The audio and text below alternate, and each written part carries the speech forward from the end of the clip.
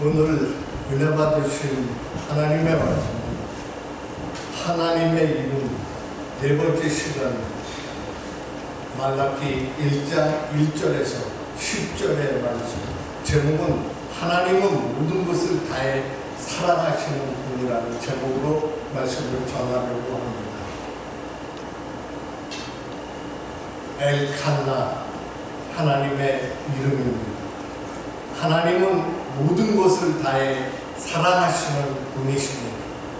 자기 아들을 아끼지 아니하시고 우리 모든 사람을 위하여 내어 주시니가 어찌 그 아들과 함께 모든 것을 우리에게 은사로 주지 아니하시겠느냐. 아멘. 사랑의 기도라는 시를 낭독해드리고 말씀을 이어가려고 합니다. 사랑의 기도, 말없이 사랑하여라. 내가 한 것처럼 아무 말 말고 겉으로 드러나지 않게 조용히 사랑하여라. 깊고 참된 사랑이 되도록 말없이 사랑하여라. 남몰래 숨어서 봉사하고 눈에 드러나지 않게 좋은 일을 하여라. 그리고 침묵하는 법을 배워라. 말없이 사랑하여라. 꾸지람을 듣더라도 변명하지 말고 마음이 상하는 이야기도 말대꾸하지 말고 말없이 사랑하는 법을 배워라. 내 마음을 사랑이 다스리는 왕국이 되게 하여라. 그 왕국을 타인을 향한 마음으로, 자상한 마음으로 가득 채우고 말없이 사랑하는 법을 배워라. 사람들이 너를 가까이 않고 오히려 멀리 떼어버려 홀로 따돌림 받을 때 말없이 사랑하여라. 도움을 주고 싶어도 받아들이려 하지 않는 사람들을 위해 기도하여라. 오해 받을 때에도 말없이 사랑하여라. 내 사랑이 무시당한다 하더라도 끝까지 참으면서 슬플 때 말없이 사랑하는 법을 배워라. 주위의 기쁨을 나눠주고 사람들이 행복을 느끼도록 마음을 베풀어라. 타인의 말이나 행동으로 인해 초조해지거든 말없이 사랑하여라. 가슴 저 밑바닥에 스며드는 괴로움을 인내하여라. 내 침묵 속에 원한이나 인내롭지 못한 마음, 어떤 비난이 끼어들지 못하도록 하여라. 소중히 언제나 타인을 존중하고 소중히 여기도록 마음을 써라. 제2발로 신부의 사랑의 기도였습니다. 엘칸나, 질투하시는 하나님. 내 하나님 여호와는 소멸하는 불이시요 질투하시는 하나님이시라. 만군의 여호와가 이같이 말하노라. 내가 시온을 위하여 크게 질투하며 그를 위하여 크게 분노함으로 질투하노라. 질투하시는 하나님을 히브리어로 엘칸나라고 합니다. 칸나의 뜻은 질투하다, 시샘하다, 열정을 품다. 칸나는 하나님에게만 쓰는 단어입니다. 약속이 있는 백성들을 그 손에서 결코 놓지 않는 하나님의 마음을 질투라고 표현하고 있습니다. 하나님께서 질투하시기까지 사랑하시기에 예수 그리스도를 만난 영혼을 끝까지 보호하고 인도하십니다. 하나님의 약속이 있으시기에 영혼을 향한 그 약속을 반드시 이루시고자 하는 열정을 질투라고 표현하고 있습니다. 칸나의 어원은 둥지를 짓다에 카나안에서 왔습니다. 생명을 보존하고 지키려고 외부로부터 철저하게 차단한 둥지를 뜻하는 말입니다. 질투하시는 하나님께서 오늘도 한 영혼을 보호하시기 위해서 열심히 일하고 계심을 믿으시기를 바랍니다. 이 세상에서 가장 안전한 곳이 하나님의 돌보심이 있는 곳입니다. 하나님을 의지하는 영혼은 질투하시는 하나님의 열심을 보게 될 것입니다. 너무 더워서 밑도리를 벗겠습니다.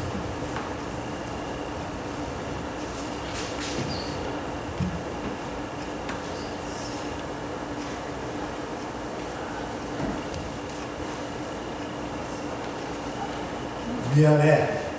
난 더 이상 널 사랑하지 않아. 우리 이제 헤어지자. 아니, 내가 어떻게 이럴 수 있니? 어떻게 마음이 변할 수가 있어? 그러지 마. 못해야 돼. 아니, 헤어져야 돼. 헤어지는 여인의 이 대화는 우리에게 무엇을 보여주고 있습니까? 관계이지. 관계는 곧 사랑이라는 것입니다. 사랑의 끝은 곧 관계의 끝이라는 말이죠. 말라기의 사람들 1차 포로 귀환으로 돌아온 지 약 100년의 시간이 지났습니다. 엄청난 기대와 소망을 가지고 그들은 돌아왔습니다. 몇 번의 실족과 넘어짐이 있었지만 그때도 하나님은 그들을 일으키셨고 그들은 다시 소망을 붙들고 일어났습니다. 여전히 그들에게는 다가올 새 시대에 대한 희망이 있었던 것입니다. 그런데 현실은 어떠했습니까? 현실은 그렇지 않았습니다. 마치 이런 희망을 비웃기라도 하듯 성전이 회복되었고 성벽이 재건되었습니다. 그들의 현실은 여전히 혹독하고 그들은 하루하루 버티는 삶, 그저 생존을 위한 생존의 삶을 살아가고 있습니다. 그 가운데 느꼈을 그들의 마음이 바로 말라기서 오늘 본문의 가운데 하나님과 그들이 6번의 오가는 논쟁 안에 담겨 있는 것입니다. 오늘 우리가 나눌 논증은 그 모든 논쟁의 시작이자 또한 그 나머지 논쟁의 결론이기도 합니다. 하나님께서 그들에게 말씀하십니다. 내가 너를 사랑하야 한다. 그러자 그들이 뭐라고 반응했습니다. 주께서 어떻게 우리를 사랑하셨습니까? 라고 반문합니다. 그러자 하나님께서 뭐라고 말씀하십니까? 내가 야곱을 사랑하였고 에서는 미워하였다고 말씀하십니다. 첫 번째 논쟁은 그 나머지 논쟁, 성전과 제사, 이방인과의 통혼, 도덕적 타락, 11조, 하나님을 경외하는 삶 등 이러한 논쟁이 본질입니다. 그 핵심이 무엇인가 하면 바로 사랑이었습니다. 이런 외적인 지표들은 사랑이 붕괴되었기에 일어나는 아주 잘못된 모습이라고 해도 무방할 것입니다. 우리의 신앙은 결국 사랑의 문제입니다. 오늘 하나님의 사랑이 우리에게 어떻게 느껴지고 있습니까? 세상이 말하는 사랑, 노래만 들어도 흘러나오는 사랑, 세상의 그 흔해 빠진 사랑, 우리 하나님의 사랑도 마치 우리에게 진부하게 되어버리고 화석처럼 굳어버리고 그 어떤 감격과 기쁨이 사라져버린 그저 신앙의 이론처럼 되어버리지는 않았습니다. 내가 너를 사랑한다라고 말하는 이 말을 들을 때 어떤 감격과 어떤 마음이 드십니까? 그냥 어떤 의미 없는 말처럼 딱딱한 이론처럼 들리고 있습니까? 내가 너를 사랑한다는 이 말은 굉장히 역동적인 것입니다. 너희 하나님 여호와가 너희 가운데 계시니 그가 너를 인하여 기쁨을 이기지 못하시며 즐거이 부르며 기뻐하시리라. 아가서에서는 이 사랑을 다른 우리도 끄지 못하는 불같은 사랑이라고 말하고 있습니다.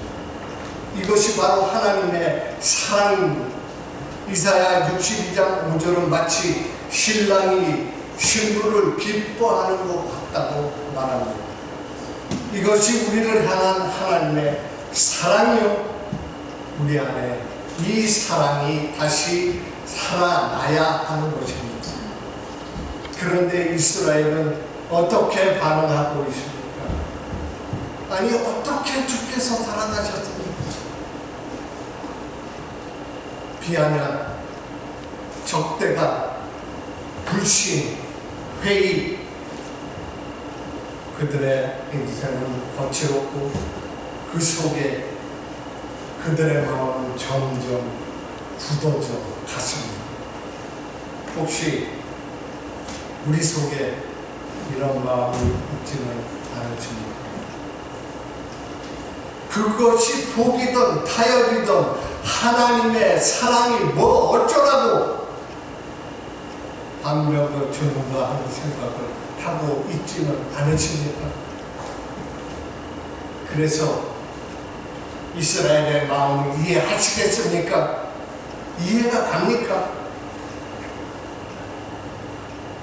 이 장면에 반전이 있습니다. 그것이 무엇이냐? 분명한 것은 그들이 사랑의 피해자인 것처럼 이별을 아파하는 것 같지만 사실 그들은 사랑의 피해자가 아닌 사랑의 가해자라는 것입니다. 난 너를 더 이상 사랑하지 않아. 그 이별의 통보는 하나님이 아닌 그들이 하나님께 한 것입니다. 이별의 가해자, 자기의 실체를 망각한 자들이 그 속에서 나오는 것이 하나님에 대한 비아냥과 적대가, 회의, 불신의 말이었습니다. 무엇을 우리에게 보여주고 있습니까? 우리가 우리의 실체를 망각해 버렸다는 것입니다. 누가 그 사랑을 배신했습니까? 하나님입니까? 바로 그들입니다. 그런데 그들 자신이 하나님을 배반했다는 사실을 잃어버리고 있습니다. 그런데도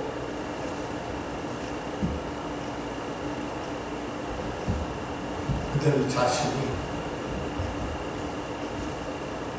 그런 이스라엘에 대해 하나님께서 뭐라고 말씀하십니까?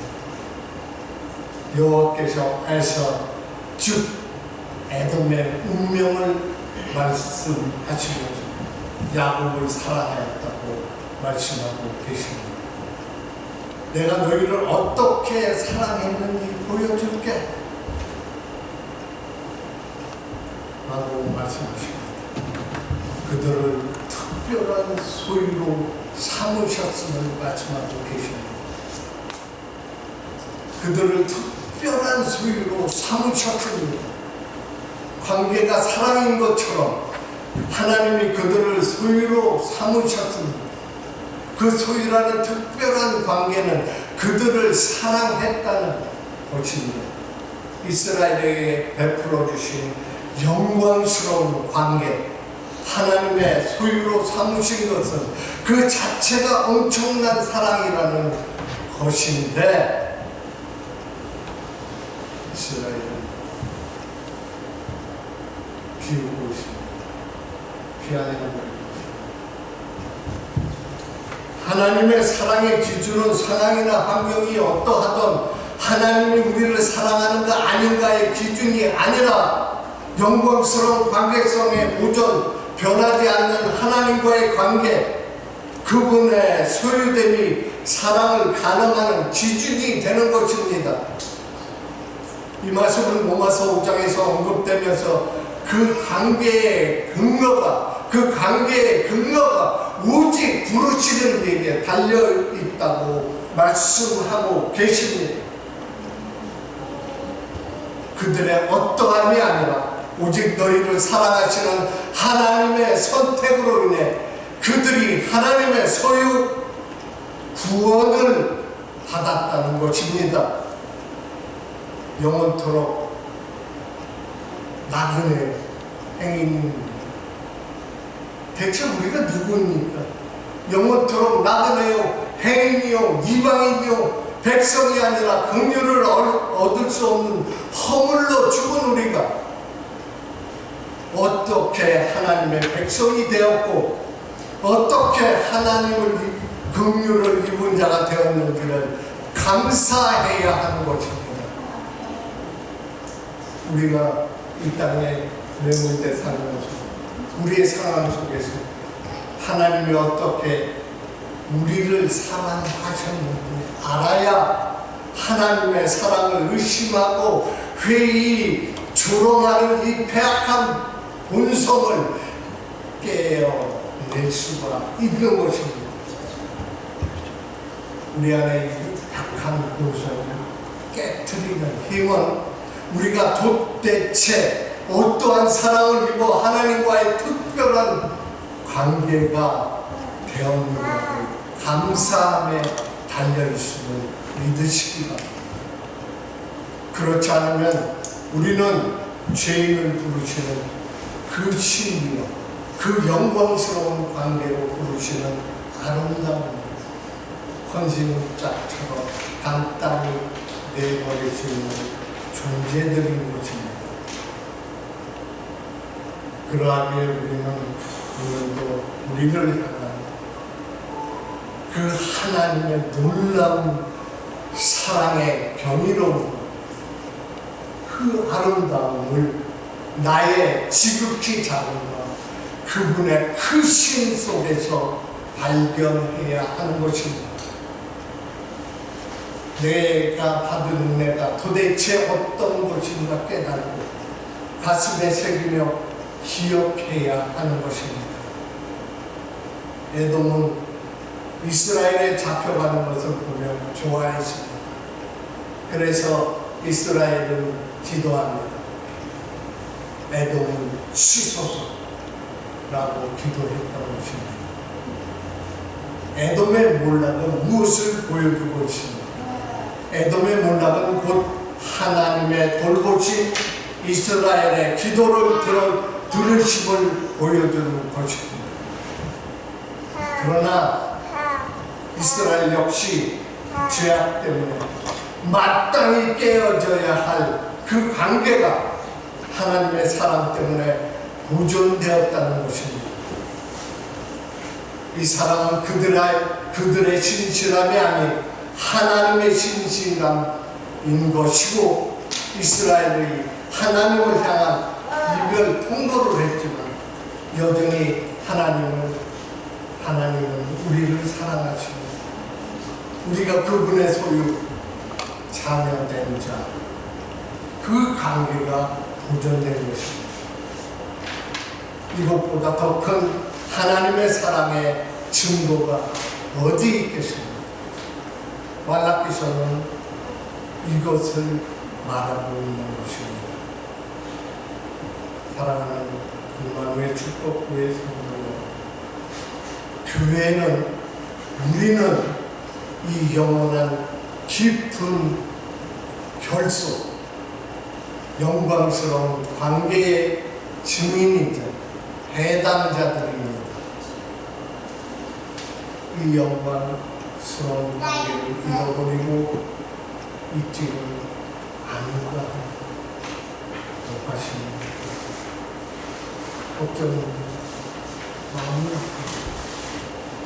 오늘 우리가 다른 무엇보다도 기억하고 또 기억하며 지켜야 할 것은 이 특별한 관계에 대한 자부심과 긍지입니다. 하나님의 자녀들은 자랑스럽고 힘이 있는 것입니다. 왠 줄 아십니까? 우리의 삶이고 그 모든 환난도 이겨낼 수 있는 능력이기 때문입니다. 만약 이것을 잃어버린다면 우리는 모든 것을 잃어버리는 것입니다. 하나님과 그의 자녀됨의 그 영광스러운 관계를 잃어버리는 것은 가장 큰 위기임을 명심하셔야 합니다. 하나님은 우리의 관계성에 목적을 두고 계십니다. 하나님과의 관계는 단순히 친밀감에만 있는 것이 아니라 삶의 목적을 알게 해주시고 살게 하십니다. 에레미야 29장 11절 여호와가 말하노라 너를 향한 나의 생각은 내가 안하니 재앙이 아니라 곧 평안이요 너의 자녀의 소망을 주려는 생각이다. 아멘. 말씀하고 있습니다. 하나님은 간절히 우리를 찾으십니다. 하나님을 추구하는 삶을 산 믿음의 조상들은 하나님이 오히려 우리를 붙들고 계셨다고 말합니다. 하나님이 붙들고 계셨다. 우리와 하나님과의 관계는 이렇게 되어 있습니다. 우리가 아무리 도망쳐도 그분은 우리가 돌아오길 기다리시고 사랑하시는 아버지이십니다. 계시록 3장 20절은 볼지어다 내가 문 밖에 서서 기다리노니 누구든지 내 음성을 듣고 문을 열면 내가 그에게 들어가고 그로 더불어 먹고 그는 나로 더불어 먹으리라 말씀하고 계십니다. 전능하시고 전지전능하신 분이 문 밖에 서서 우리가 문을 열어주시고 나면 기다리고 계십니다.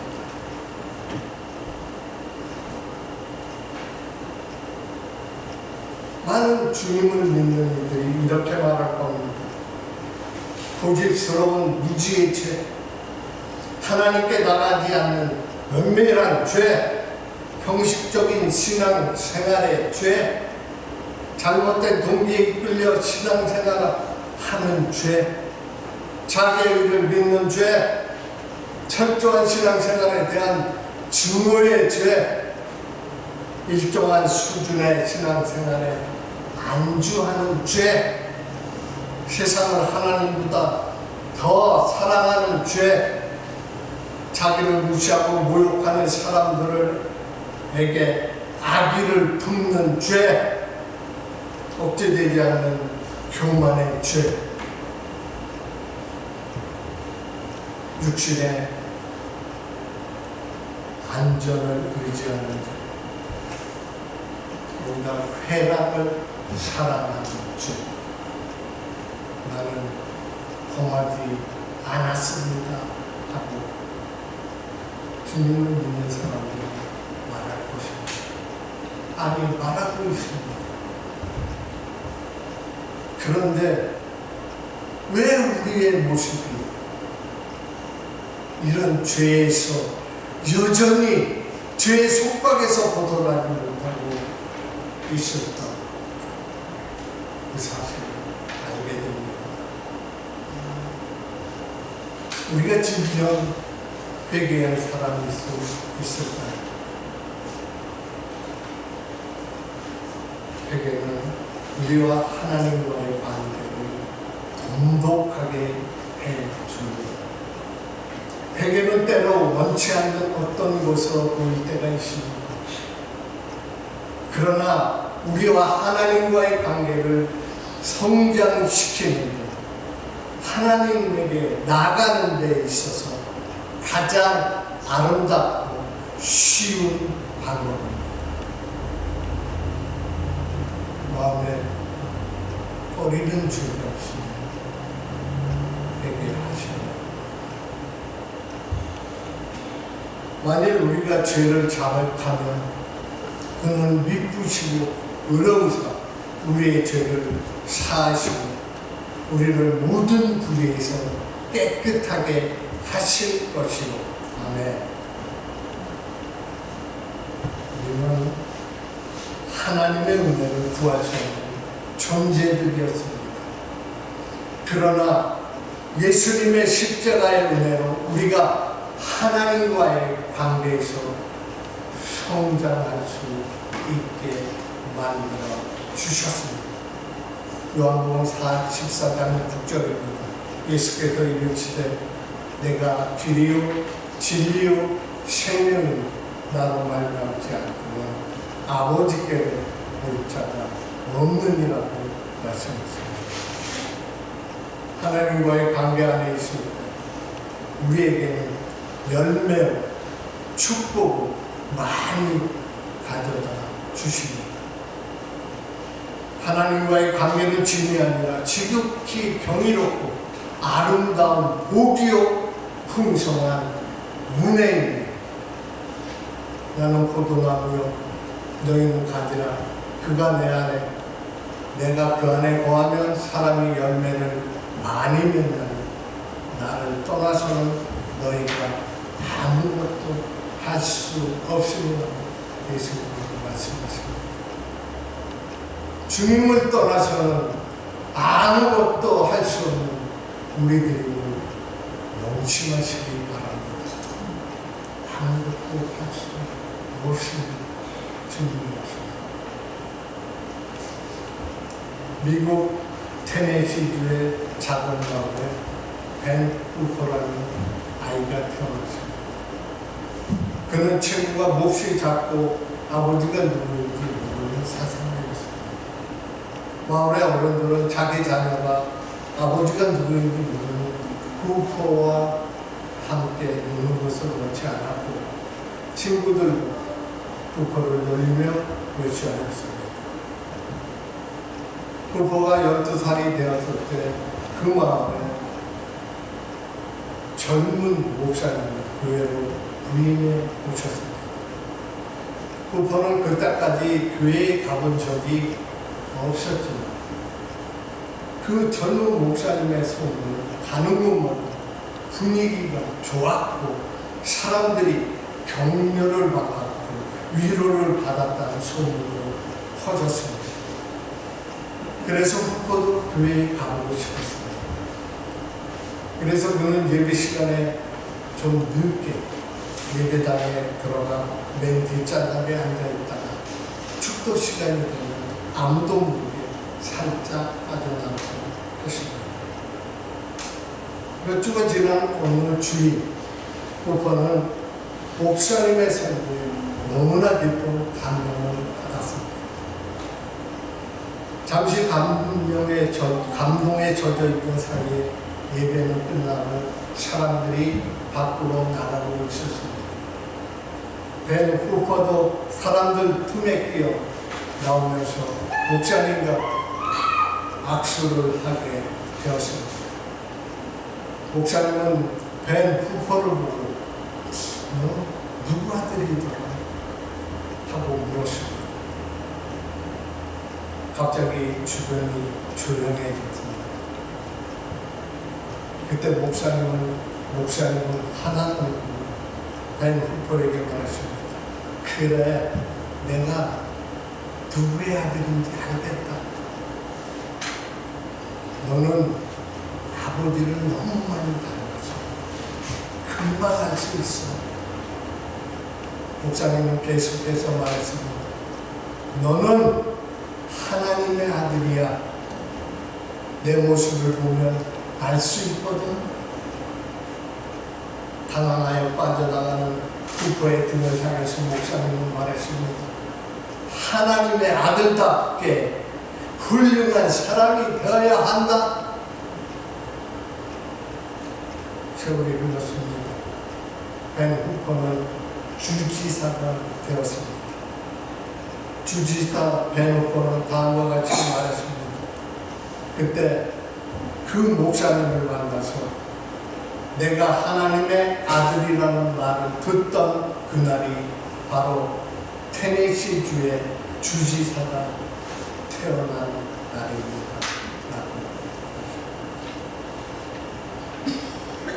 엘칸나 하나님, 질투하시기까지 사랑하시는 하나님, 엘칸나 하나님은 우리의 아버지이십니다. 엘칸나 하나님을 우리도 사랑해야 합니다. 우리는 엘칸나 하나님의 소유입니다. 엘칸나 하나님은 사랑이십니다. 엘칸나 하나님은 모든 것을 다해 우리를 사랑하십니다. 기도하시겠습니다.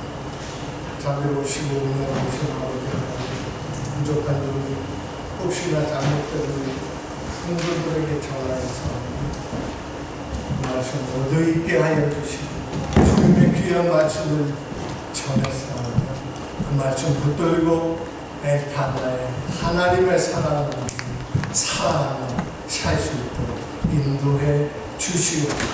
감사드리고 예수님 이름으로 기도드립니다. 아멘.